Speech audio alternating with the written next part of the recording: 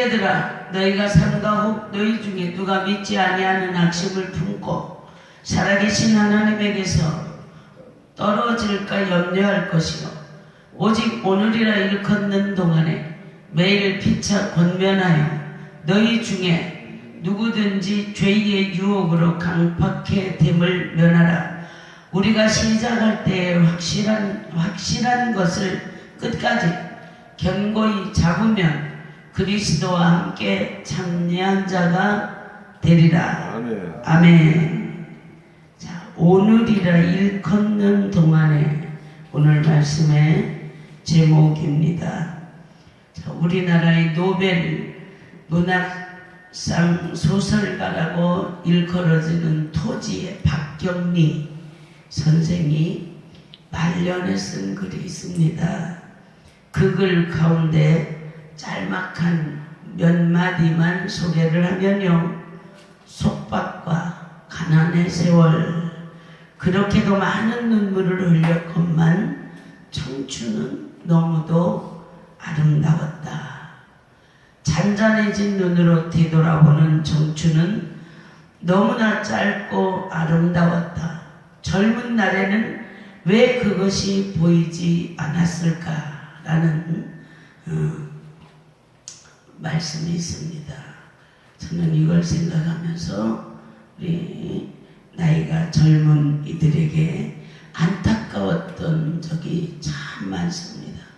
시간을, 인생의 저 아름다운 저 시절을 저렇게 보내고 얼마나 많은 후회를 할까, 그런 생각이 들었습니다. 그런데 우리 박경리 선생님도 이런 것을, 인생을 뒤돌아보니 지나간 청춘이 너무나 짧고 아름다웠다는 것이죠. 그런데 안타깝게도 정작 젊었을 때는, 우리도 나도 돌아다 보면 내가 정작 젊었을 때는 그 아름다움을 보지 못했다는 회한입니다.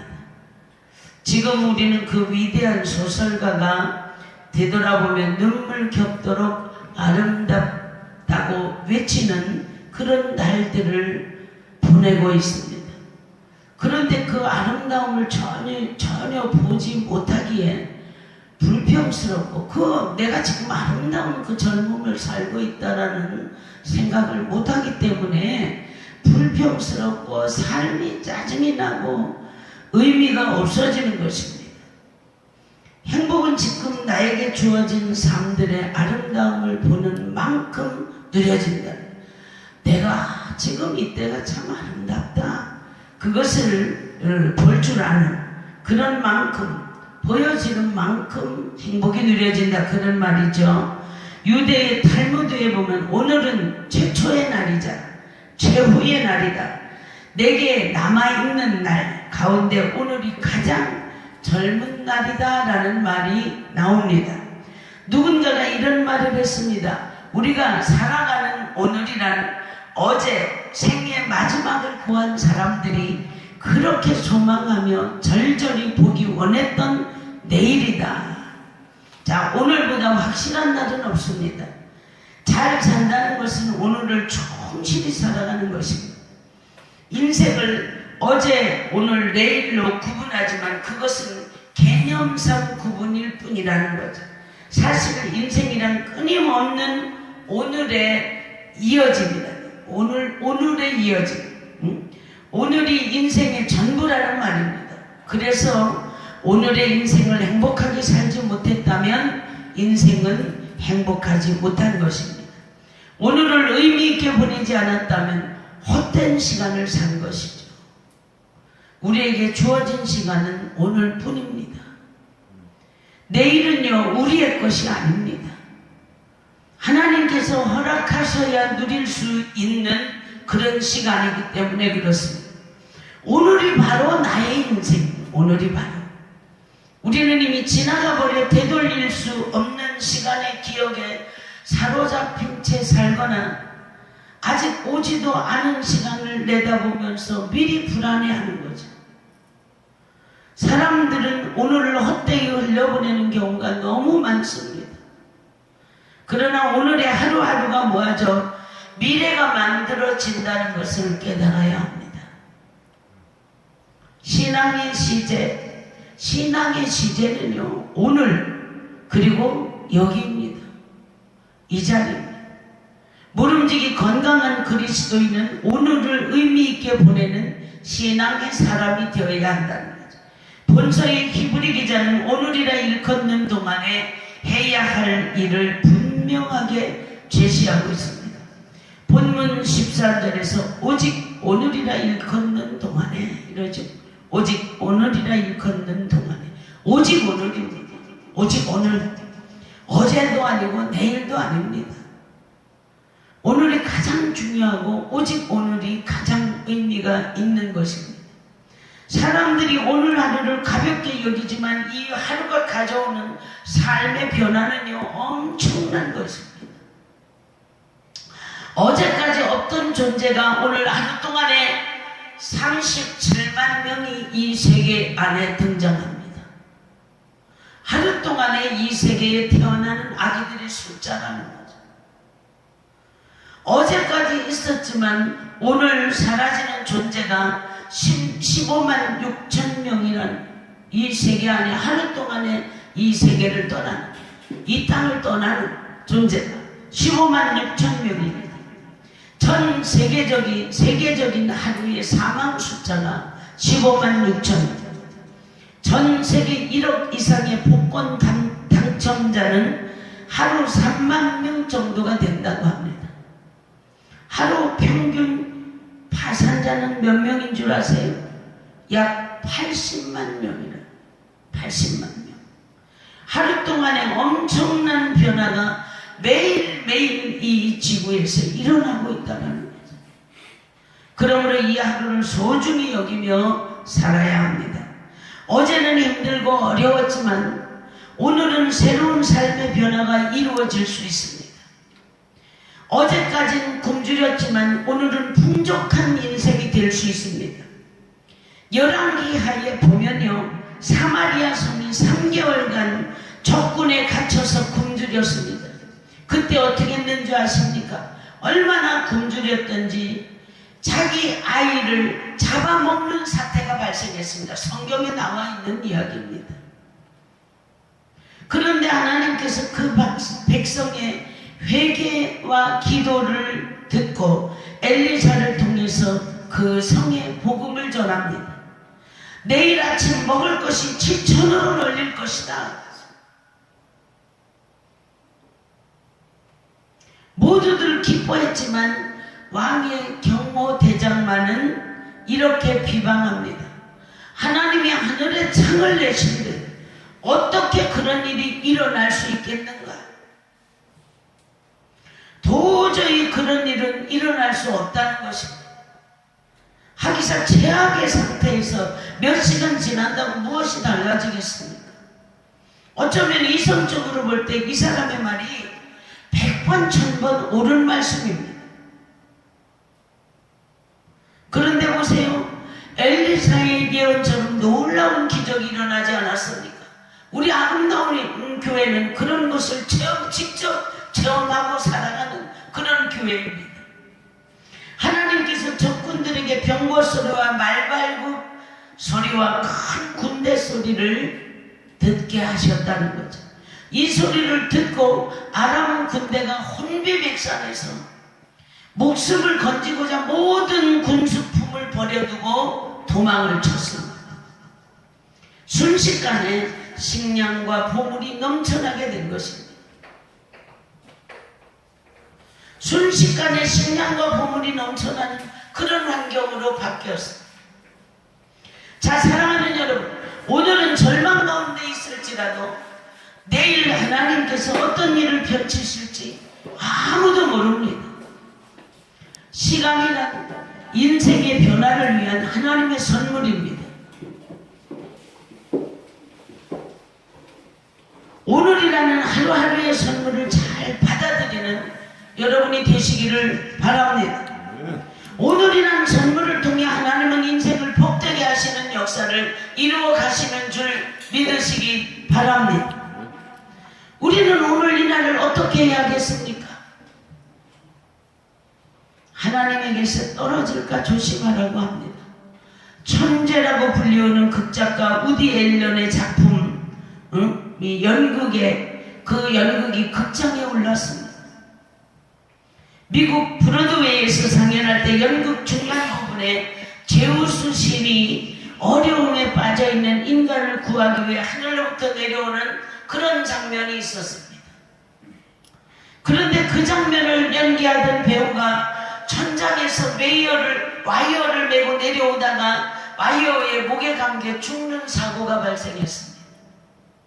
갑자기 아수라장이 됐죠. 그때 제우스 신의 상대 역을 맡은 배우가 급한 나머지 각본을 무시하고요, 신은 죽었습니다, 이렇게 외쳤어요. 이제 모든 연극은 끝났습니다. 신은 죽었습니다, 이렇게 외쳤다는 거죠. 각본에도 없는 대사를 황급하게 외쳤습니다. 그리고 급히 막이 내려졌습니다. 황급한 상황에 빠지게 되면 각본대로 일을 진행할 수가 없습니다. 우리 정신 차려야 됩니다. 각본을 무시하고 엉뚱한 말이 나오기 때문에 그렇습니다. 그때는 누구 생각대로, 내 생각대로 하게 되는 거죠. 오늘 본문 12절에 이런 말이 나옵니다. 형제들아, 너희는 삼가 살아계신 하나님에게서 떨어질까 조심할 것이요. 여기에 하나님에게서 떨어진다는 떠나다, 배신하다를 의미하는 거죠. 떠나다, 배신은 네가 하나님을 배신하고 돌아설 것이다. 히브리 기자는 애굽에서 해방되어 광야를 지나던 이스라엘 백성들이 하나님에게서 떨어진 사람들이 되었다, 이렇게 말하고 있습니다. 출애굽할 때만 해도 하나님을 꽉 붙들고 의지하던 이스라엘 백성이 광야의 고통에 부딪히자 하나님과 모세를 원망합니다. 하나님의 각본을 바꿔버리고 자기 생각대로 각본을 다시 썼다는 이야기죠. 시내산에 올라간 뒤 소식 없는 모세를 기다리다 지쳐서 원래 각본을 무시하고 아론으로 하여금 새로운 각본, 즉 금송아지를 만들어 신으로 삼게 했었던 것 모두가 다 기억하고 있습니다. 이것이 어찌 이스라엘 민족만의 이야기입니까? 믿음으로 살지만 여러 변수가 찾아오고요, 여러 가지 어려움을 우리가 만나게 됩니다. 그때마다 우리는 내 생각을 따라 행동하지 않았는가 자신을 돌아보시기 바랍니다. 히브리 기자는 당시 성도들의 이러한 상황을 경고합니다. 즉 하나님이 약속으로 주신 각본을 마음대로 바꾸어버리고 싶어하는 욕구를 조심하라고 말합니다. 이것이 하나님으로부터 떨어지는 원인이 되기 때문에 그렇습니다. 히브리서 기자가 글을 쓸 당시는 기독교에 대한 박해까지 자행되고 있었기 때문에 하나님의 말씀을 따르기에 성도들이 너무너무 지쳐 있었습니다. 그래서 하나님의 손을 놓고 하나님의 약속을 저버리고 하나 둘 떨어져 나가기 시작했습니다. 하지만 아무리 힘들고 이해되지 않는 부분이 있더라도 하나님의 뜻을 뒤집지 말고 그대로 따라가야 합니다. 우리가 650만 6만 4천 경로당 가는데 얼마나 힘듭니까? 얼마나 고통스럽습니까? 650만 어르신들입니다. 그런 생각이 안 들 수가 없습니다. 어르신들의 성격은 고지라될 대로 고지라돼서 가다말이 돼버려서 우리 말을 믿으려 하지 않습니다. 하지만 아무리 힘들고 이해되지 않는 부분이 있더라도 하나님의 뜻, 영원 구원의 역사를 뒤집지 말고 우리가 그 뜻을 따라가야 된다, 그 말입니다. 예수님께서도 하나님의 각본대로 갔기 때문에 죽기까지 고난받으셨습니다. 하지만 끝까지 가셨기 때문에 부활과 하나님 나라의 영광으로 들어가실 수 있었다는 걸 기억하시기 바랍니다. 그러므로 하나님께로부터 떨어지려는 마음을 극히 우리는 조심해야 합니다. 자기 마음대로 하는 신앙을 더욱 조심해야 한다는 거죠. 또 뭐라고 이야기합니까? 매일 피차 권면하라고 말씀하고 있습니다. 미국의 한 빌딩에 여러 의사들이 각자 병원 개업을 했는데 유대인 의사들이 다수를 차지하고 있었습니다. 비유대계 의사들은 그곳에서 오래 버티지 못합니다. 그러나 한국계 여자 의사는요, 자신을 괴롭히는 유대인 의사들의 행동에 개의치 않고 일에만 오직 충실했습니다. 그래서 그녀의 병원은 항상 환자들이 넘쳐났습니다. 수많은 환자가 여의사에게 치료를 받기 위해 몇 개월씩 기다립니다. 그녀는 환자들을 위해서 최선의 마음으로 더 다가갔다는 거죠. 치료를 다 해주고 나서 환자가 몰랐던 문제까지 찾아내서 덤으로 해결을 해줍니다. 이 좋은 의사의 소문이 금방 퍼지는 거죠. 그래서 환자가 많은 것입니다. 여의사는 유대인 의사들에 대해서도 전혀 불평하지 않습니다. 사람들이 당신을 괴롭히는 유대인 의사들이 밉지 않냐고 물으면 이렇게 대답했습니다. 그들은 예수님의 고향 사람들입니다. 내가 가장 사랑하는 분의 고향 사람들을 어찌 미워할 수 있겠습니까? 상황과 압박을 대하는 마음의 자세가 다릅니다. 문제를 수용하는 차원이 다른 것입니다. 성공하는 사람들은요, 불평이 적습니다. 여러분, 그걸 알아야 돼요. 완고한 마음을 갖고 있지 않기 때문에. 마음이 온유한 사람이 땅을 기업으로 받는다는 하나님의 말씀이 있습니다. 본문 13절입니다. 매일 피차 권면하여 너희 중에 누구든지 죄의 유혹으로 완고하게 되지 않도록 하라. 여기 완고라고 하는 말은 개역 성경은 강팍하다는 말로 번역했습니다. 헬라어 스콜레요, 굳어진다라는 뜻이죠. 즉 딱딱해진다, 그런 뜻입니다. 딱딱해지면 여러분 어떻습니까? 깨지기 쉽습니다. 깨집니다. 딱딱해지면. 결국 깨지면 어떻게 돼요? 파멸입니다. 완고한 마음의 특징은 원망하고 불평하기를 잘하고 미워하고 강한 척하는 거죠. 가시가 돋친 말을 서슴지 않고 합니다. 마음이 굳어있는 사람을 가까이 하면 위험합니다.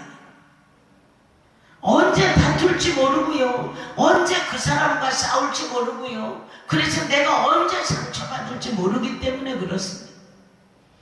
그런 완고함에서 벗어나는 길은 권면을 듣는 거죠. 그렇게 하면 안 된다, 이런 말을 듣는 거죠. 상호간의 이야기입니다. 권면이라는 것은 뭡니까? 독백이 아닙니다. 상호간의 이야기입니다. 상호간의. 그러니까 마음을 열고 교제하며 서로의 이야기를 나누고 들으라는 것입니다. 들으라. 나이 든 사람과 젊은 사람이, 여성과 남성이, 가진 자와 없는 자가, 배운 사람과 못 배운 사람이, 경험 있는 사람과 없는 사람이, 진보와 보수가 자꾸 듣고 나누고 이야기를 나누고 교제해야 된다, 그 말. 교제는 마치 무엇과 같습니까? 밭을 가는 것과 같습니다. 밭을 갈지 않고 오래 놔두면 굳어지고 딱딱해지면 어떻게 됩니까? 황무지가 되는 거예요. 황무지.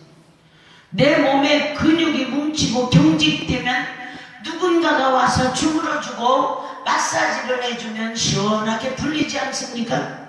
이와 같이 혼자서 이렇게 저렇게 오해하고 온갖 편견으로 자신의 벽을 쌓다가도 누군가가 와서 다른 얘기를 하면 어떻습니까, 여러분? 마음이 풀리지요? 마음이. 그래서 다시 부드러워지고 수용적이 되는 것입니다. 그러므로 심령이 여러분 굳어지지 않도록 서로 교제하며 서로의 권면을 받아들여야 합니다. 여기 권면의 유익이 있습니다. 딱딱해지면요, 여러분, 딱딱해지면 인생이 지겹고 참 살기 힘들어집니다. 자꾸 충격과 부담이 옵니다. 도저히 못 살겠다, 이런 생각이 온다는 거죠. 그러나 부드러워지면 인생이 포근하고요, 행복해지는 것입니다. 부드러워지면 웬만한 충격도요, 다 소화해내게 되는 거죠. 그래서 서로 권면하고 권면을 받아들이는 부드러운 삶을 나누어야 됩니다. 자, 이제 세 번째는요, 끝까지 견고하게 붙잡으라고 말합니다. 붙잡으라, 끝까지. 영국 수상 윈스턴 처칠경을 여러분 아시죠? 이분이 1943년 전시 내각을 수립했습니다. 독일군 비행기가 하루에 1000여 대씩 런던을 폭격할 때 하루에 18시간씩 근무를 하면서 전쟁을 승리로 이끌었습니다. 그는 전쟁 중에 BBC 방송을 통해서 전쟁에서 이기려면 우리가 가지고 있는 땀과 피와 눈물밖에 바칠 것이 없습니다 라고 호소했습니다. 이 방송을 들은 영국군은 3일밖에 먹을 수 있는 양식이 없었습니다. 그런데도 그 3일간의 양식 가지고 보름 동안 싸웠습니다. 보름 동안 전쟁을 해서 마침내 그 전쟁을 승리로 이끌었습니다. 전쟁 후에 이 처칠경은 은퇴를 했습니다. 그래서 모교에서 이제 강의 요청이 들어왔습니다. 지팡이를 짚고, 그가 이제 늙었기 때문에 은퇴를 했으니 지팡이를 짚고 단 위에 올라갔습니다. 교장 선생님이 이제 이렇게 말합니다. 여러분의 선배이신 처칠경이 말씀하실 때 한마디도 빼놓지 말고 모두 받아 쓰라고 당부했습니다. 처칠은 강단에 서서 두꺼운 안경 너머로 학생들을 한참 동안 응시하더니 이렇게 말했습니다. 결코 포기하지 마시오. 결코 포기하지 마시오. 이 말만 했습니다. 그리고는 지팡이를 짚고 단상을 내려갔습니다. 하나님은 확신에 찬 믿음으로 포기하지 않는 사람에게 능력을 베푸십니다. 본문 14절입니다. 우리가 시작할 때에 확신한 것을 끝까지 견고히 잡고 있으면 그리스도와 함께 참여한 자가 되리라. 그리스도와 함께 하늘나라를 상속할 사람에 대해 언급하는 것입니다. 시작할 때에 확신한 것을 끝까지 견고히 잡는 사람이 그리스도와 함께 영광에 참여하게 될 줄 믿습니다. 그러므로 처음에 확신한 신앙을 끝까지 잡아야 합니다. 흔들리지 말아야 합니다. 먹구름이 일고 비바람이 친다고 푸른 하늘이 없어지지 않습니다, 여러분. 옛 사람들은 선비나 군자같이 사는 삶의 비결을 택선고집이라는 말로 정의했습니다. 아름다운 삶의 길을 선택한 후에는 흔들림 없이 그것을 꼭 붙들라는 것입니다. 대개 이왕은요, 다른 말로 표현했습니다. 직영국리하고 주일무적하라. 즉 마음을 늘 깨어있는 상태에 두고 이리저리 옮기지 말라, 그런 뜻입니다. 그래야 깊이 뿌리를 내리고 풍성한 열매를 맺게 되는 것입니다. 여러분의 마음은 마찬가지입니다. 이제 어떤 우리가 나무나 어떤 것들을 옮겨 심을 때 보면 뿌리가 흔들리지 않도록 견고하게 깊이 묻고 이리저리 흔들면 그 나무 살아나지 못하는 거 보죠. 흔들리지 않는 그런 여러분의 중심을 가지시기 바랍니다. 이런 인생이 복된 인생입니다. 하지만 이 복을 끝까지 누리는 것이 쉽지 않습니다. 애굽에서 해방된 이스라엘 민족의 제1세대는요 근 60만 명에 이르렀습니다. 날마다 불과 기름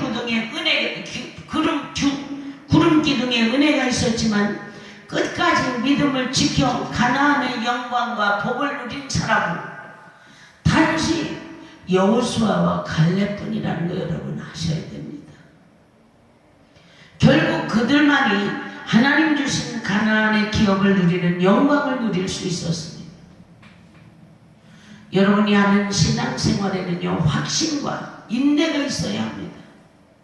하나님이 우리를 부르신 부름은 그의 영광에 참여하기 위해서예요. 시간의 주인이신 하나님이 날마다 시간을 통해 우리에게 주시고자 하는 그것이 뭡니까? 영광의 기업입니다. 우리에게는 이미 주셨습니다. 그것을 꼭 부여잡고 믿음으로 좌로나 우로나 흔들리지 않고 치우치지 않고 오직 주님 나라 영광만을 위해 믿음으로 달려가는 여러분 되시기 바랍니다.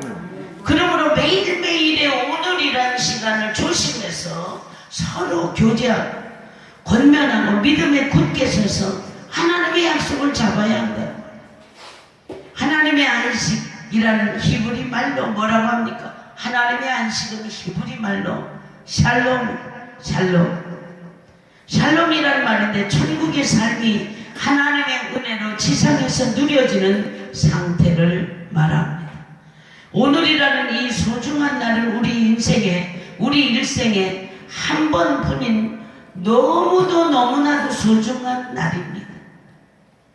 소중한 기회입니다, 여러분. 오늘 심장에 뛰고 세포마다 경이로운 생명의 작용이 이루어지고 있습니다. 조금만 하나님의 섭리에 눈을 떠서 보면 눈부시게 여러분 오늘이 아름다운 날 아닙니까? 너무너무 아름다운 날입니다. 하나님이 내 인생의 안식의 복과 영광을 위해서 허락하신 기회들이 바로 오늘입니다. 오늘 조심해서 이 선물을 받으시기 바랍니다. 지난 것으로 딱딱히 굳어져 오늘을 놓치지 마세요. 지난 것, 내가 살아온 삶, 지난날에 살아왔던 습관화되고 고질화된 그 삶을 붙잡기 위해서 오늘 놓치지 말라고, 오늘 하나님이 주시는 이 기회를 놓치지 마시기 바랍니다. 오늘을 통해 내일을 여시는 하나님의 약속을 굳건히 붙들고 하나님의 영광의 기업을 누리게 되기를 주님의 이름으로 축원합니다. 기도하시겠습니다. 하나님 감사합니다. 주신 오늘 이날 이 선물 저희들 이 기회 잘 붙잡아 하나님 앞에 영광 돌리게 하시고 우리 삶에도 아버지 하나님 일어나 빛을 발할 수 있는 참으로 놀라운 축복의 기회로 삼게 하옵소서. 예수님의 이름으로 감사하며 기도드렸습니다. 아멘.